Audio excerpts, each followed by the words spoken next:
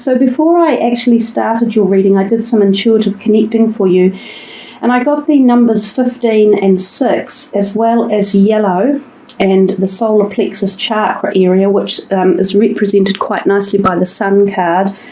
Also the word sun, strength, passion, triangle, eye, stomach, and the body. We have plenty of eyes down here, but this card, these cards in particular, have a real focus on the eyes, drawing their attention to you to look at their faces, I think.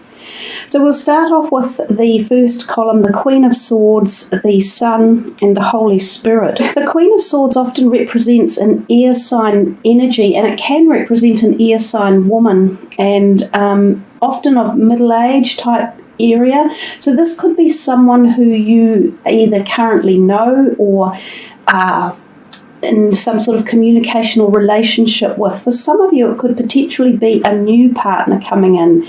And often the queens do represent female energy. This could be a partner as in romantic, or it could be a partner as in business as well. Because when we look down under the light, into the light card, which is the sun, it really does energize everything around us. So perhaps something that the Queen of Swords is involved in is being energized or looked after, and especially with the Holy Spirit down here, it says expect miracles. And it talks very much about love from the Holy Spirit. It says, remember that only love is real. Miracles will occur naturally. Spirit has your back. So for some of you, you might have been either in a situation with someone like the Queen of Swords, so perhaps an air sign person or a rising air sign, where you may have wanted some sort of energy to happen or an event to take place. It might be that she could be a potential employer or employee, or it could be that she is your accountant or lawyer, because they quite often represent that path of life as well. They're very mind-oriented, so they sometimes can be lawyers or tax accountants or something like that. And it could be that you have been wanting something to be finalised through her or her mediation with her, and that these two cards here are very positive alignment, suggesting that action is going to happen and that new conception is coming from this point. So whether or not it's a situation or a relationship that has been stalled or was needing to move forward, or you needed communication, or you were waiting for an event to take place, such as the signing of a document or an agreement, it feels as though that could be happening. For some of you, this could just be a person in your life who it is more of a personal relationship, and it appears that there's some positivity being imbued to this relationship. So whether there have been tense times or it's a person you perhaps haven't seen for a while, it feels as though everything is smoothing out and that there is blessings around it. The light card, which is the sun, is all about new birth, new conception, sometimes of ideas, but sometimes of fertility. So this could be the blending of a series of events that accumulate around this person or this type of energy, this Queen of Swords. So a nice, interesting way to start your month. It does feel as though it involves people around you for sure. We come to the next column and we see the Ace of Wands, then the number 9, which is the Hermit, and then Mother Mary, love and peace. So these first two Keeper of the Light cards down here are offering you love, very much so. So there does feel to be love around you in the month of April. And it says, let go of the need to be right. Choose peace. Mother healing is possible at this time. So we'll come back up and start up here. The Ace of Wands is often about creative new ideas, new beginnings, new possibilities, passion and fire. It is sometimes about an idea or concept that is coming that is not fully developed. So some of you could have something on your mind about making changes or getting excited about a new idea or project that's in the background. Oftentimes this means that it is still to be finalised and there is still more work to be done on it. Now, when we get the Hermit card in here in this mix, it's quite an interesting line, if we went through the middle here, quite an interesting row. The Hermit card talks to us about going within to find some answers of some sort, and often seeking quiet time and solitude, as it says there. But when we do these sort of inner journeys, we are often surprised with an outcome or a knowledge or an aha moment, an epiphany, an awakening, an understanding. So perhaps for some of you, you might have a new idea for a project or a possibility in your life or a direction you are taking, but you haven't quite got the whole kit and caboodle all ready to go. So they're possibly suggesting to you to just take some quiet time out and go within, do some journaling or diarising, because I see this book here and I often think it's a really powerful thing to write down our words or our thoughts or our dreams. And when we do this and then we turn back to them a week or two later, they often hold more insight than we had anticipated. So these can be ways of getting through writer's block or stumbling blocks or lack of ideas. And sometimes you've got the ideas, but once you put them down on writing or on paper, they begin to make more sense and you can juggle them around to get more cohesion and bring a whole project together. These two here could also be going in like an event. So the solitude card could be a feeling that you have been either feeling a little left out or wanting to back away from someone around you. And for some of you, this could be a mother.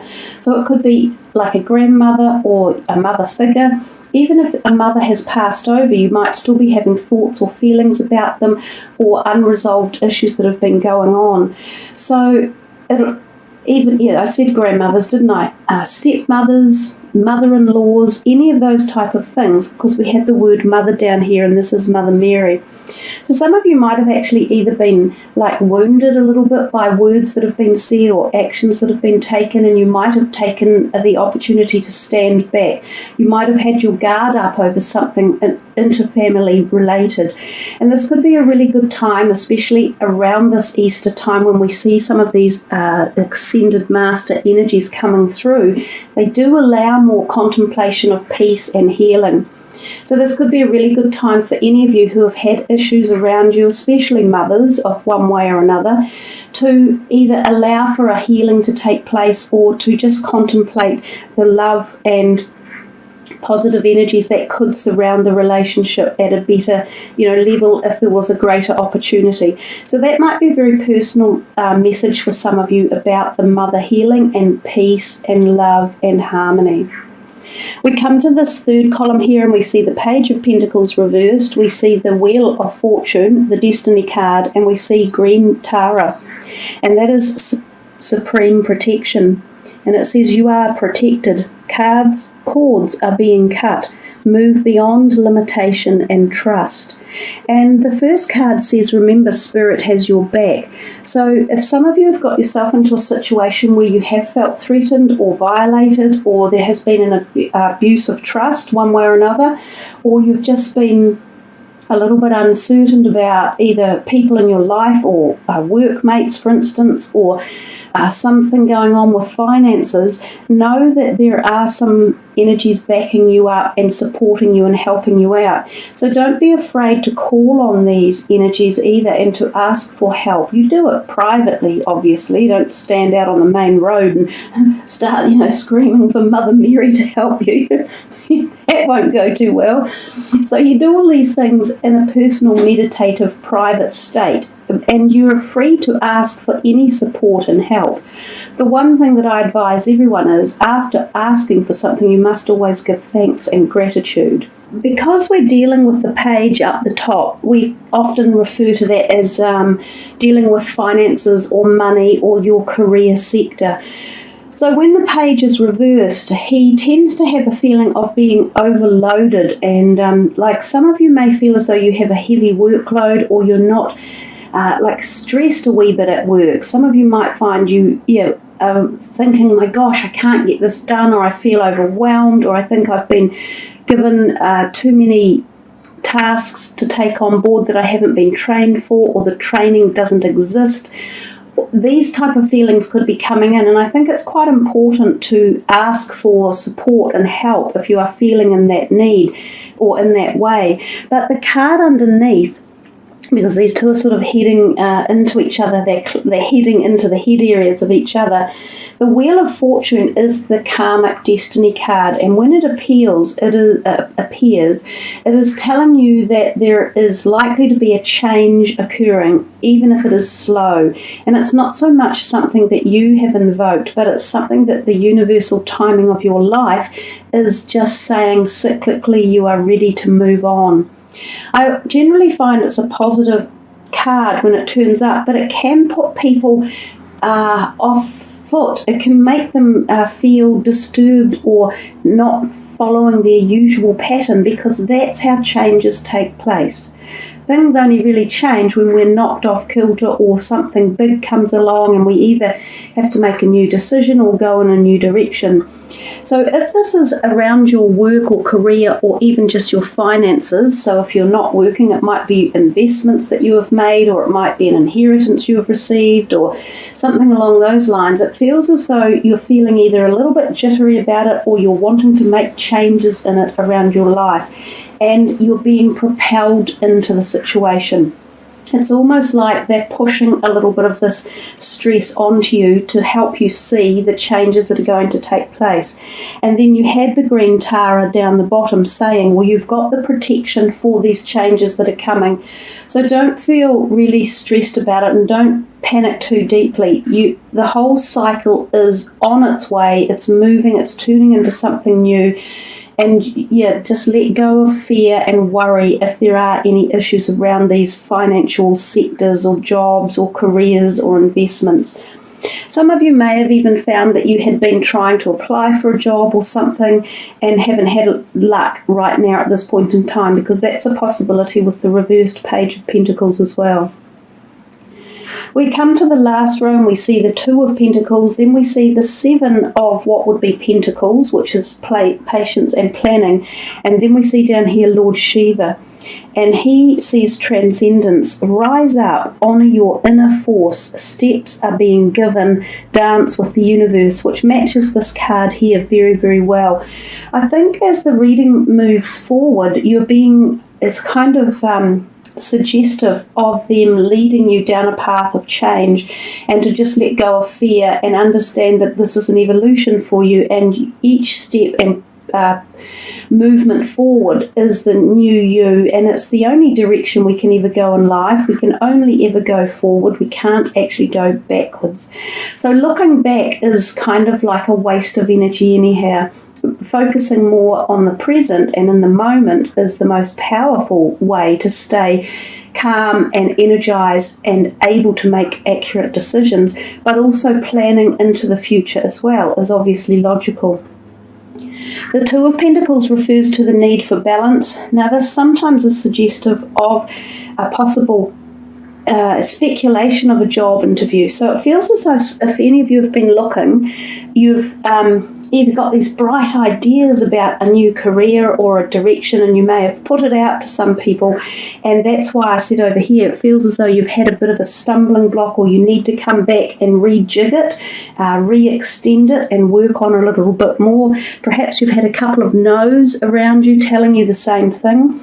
Then you come a little bit later into the month and heading into May, sort of your birthday time itself, and you're possibly going, do I, don't I again, juggling money and finances and career opportunities. Some of you may get an offer towards the end of April and heading into May.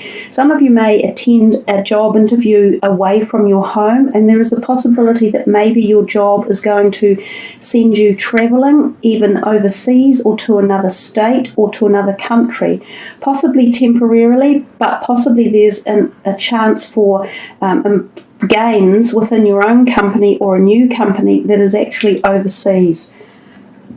This card can often suggest to us maintain balance, especially with finances, because sometimes we can get unexpected bills coming in or unexpected purchases. You might feel like you really want to spend large in April.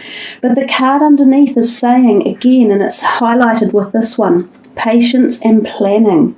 So it is asking you to be a little bit cautious with your monetary purchases perhaps, and spending and income, debts and outgoings in April. it would be prudent to sit down with a book again or your budgetary system and make sure that you're allowing for what you can afford or what you are planning on spending in the future, especially if you're planning on something like a trip or a house purchase or the sale of something else or buying something. And underneath you were given the final message with Lord Shiva, which was rise up, honour your inner force, steps are being given, dance with the universe. So there's still a final message here, even with this one, about the plans and the changes that are coming, and the new moon or the ecliptical moon may very well have held some pertinent information for you, and that could have come all the way back from February, or it could be insinuating the moon period in and around April, which of course is the Easter period. So some of you may either get really insightful moments, you may get connections with the spirit world, you may get more psychic revelations or revelations. There's no doubt that you're on to something new, and it is coming, and it's going to be a major turning point for a lot of you as the year evolves and as you head in a new direction. So there we are, Taurians. A little bit of patience and planning, definitely with these two, but plenty of love down here, beautiful love for possibly healing relationships. I've had that message twice for you, kind of in those first two columns. Something to do with the mother. It's either yourself as a mother too, which is a possibility if you've got an issue with your children, and any of you have had like a pulling apart or a separation from them. This could be a really good time to heal child-mother relationships if you're the mother. But don't forget about your own mothers, which is mother, grandmother, great-grandmothers, mother-in-laws, stepmothers, all of those scenarios. There's energy for that at this time of the year. So thanks for listening, everyone. I hope you've really enjoyed the reading. There's some really nice, thoughtful messages for you within this reading, and very supportive as well.